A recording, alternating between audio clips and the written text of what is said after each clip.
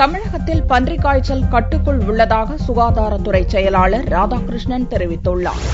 நாடு முழுவதும் வேகமாக பரவி வரும் பன்றிக் காய்ச்சலால் நூற்றுக்கணக்கானோர் பலியாகியுள்ளனர். இந்நோயின் தாக்கம் மற்றும் தடுப்பு நடவடிக்கை குறித்த ஆய்வுக் கூட்டம் சுகாதாரத்துறை சார்பில் கோவையில் நடந்தது. தமிழக சுகாதாரத்துறை செயலாளர் ராதாகிருஷ்ணன் பன்றிக் காய்ச்சல் தடுப்பு குறித்து விளக்கம் அளித்தார். பின்னர் செய்தியாளர்களிடம் பேசிய அவர், கோவை மட்டுமின்றி தமிழகத்தில் பன்றிக் காய்ச்சல் நோய் கட்டுக்குள் உள்ளதாகவும், சாதாரண காய்ச்சல் அறிகுறி உள்ளவர்கள் உடனடியாக அரசு மருத்துவமனைகளை அணுக வேண்டும் என்றும் கேட்டுக் கொண்டார். தமிழ்நாட்டை பொறுத்தவரை கோயம்புத்தூர் உட்பட இந்த நோய் முழு கட்டுப்பாட்டில் தான் இருக்கு.